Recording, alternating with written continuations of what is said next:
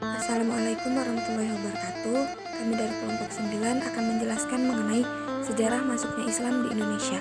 Sebelumnya saya akan memperkenalkan anggota kelompok terlebih dahulu.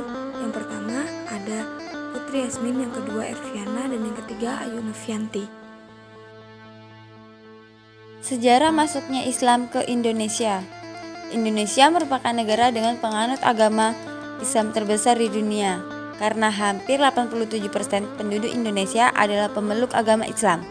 Hal ini dikarenakan penyebaran agama Islam di Nusantara yang cukup aktif adalah dari Pulau Sumatera hingga ke Sulawesi dan Maluku.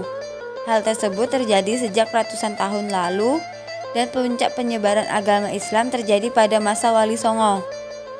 Sebagai negara muslim terbesar di dunia, Indonesia memiliki sejarah panjang tentang bagaimana agama Islam masuk ke Indonesia.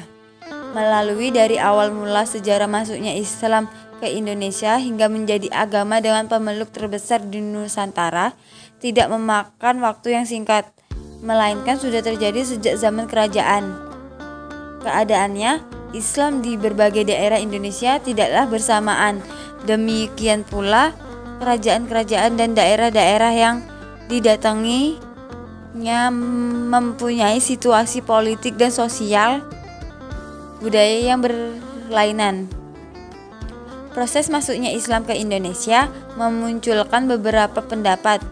Para tokoh yang mengemukakan pendapat ini diantaranya adalah yang langsung mengetahui tentang masuknya dan tersebarnya budaya serta ajaran agama Islam di Indonesia.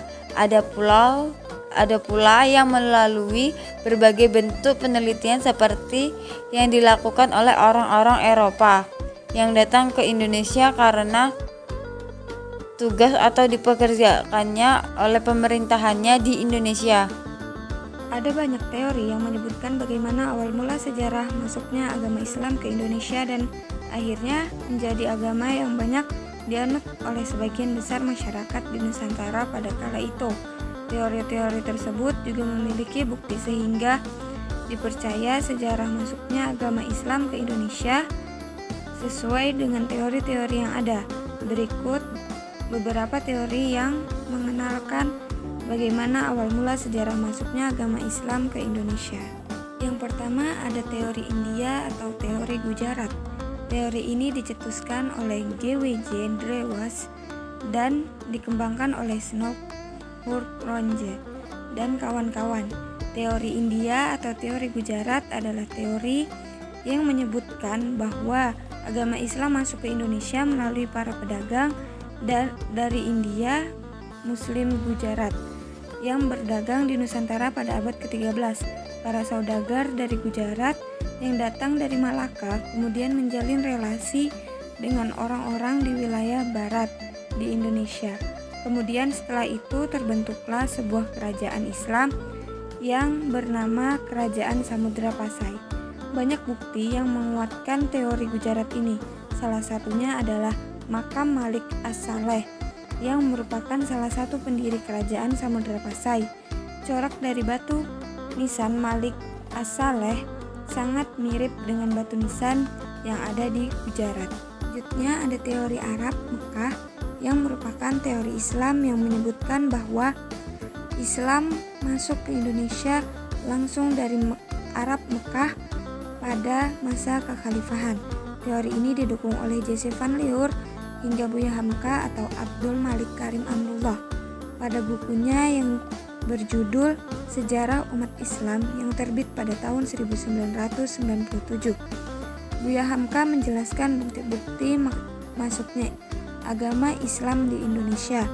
Bukti yang dimaksud Buya Hamka ini adalah berupa sumber naskah kuno Cina yang menyebutkan bahwa sekelompok bangsa Arab yang bermukim di pesisir barat Pulau Sumatera pada tahun 625 Masehi.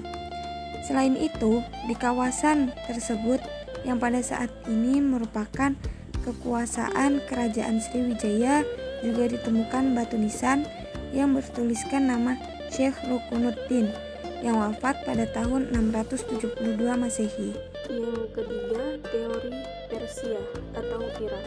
teori yang menyatakan bahwa asal mula sejarah masuknya agama Islam ke Indonesia dari negara Persia yang sekarang bernama negara Iran adalah teori yang didukung oleh Husain Jajaningrat dan Umar Amir Hussein. Jajaningrat berpendapat jika teori Persia ini selaras dengan asal mula masuknya Islam ke Indonesia. Hal ini dikarenakan menurut Jajaningrat, kebudayaan Islam di Nusantara memiliki banyak kesamaan dengan kebudayaan Islam di Persia.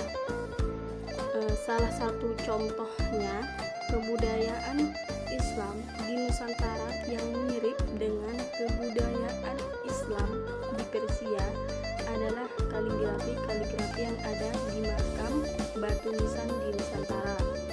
Yang keempat, teori Cina. Teori Cina merupakan teori yang menyebutkan bahwa asal mula sejarah masuknya agama Islam ke Indonesia berasal dari Cina. Agama Islam sendiri berkembang di Cina pada masa dinasti Tang, 618 sampai 905 Masehi. Islam masuk ke Cina sendiri dibawa oleh panglima muslim yang bernama Sa'ad bin Waqqas yang berasal dari Madinah pada masa kekhalifahan Utsman bin Affan. Bahkan salah satu kota di Cina pada masa itu, yakni kota Kanton, pernah menjadi pusat dakwah muslim di Cina. Dalam buku Islam in China yang ditulis oleh Jean E.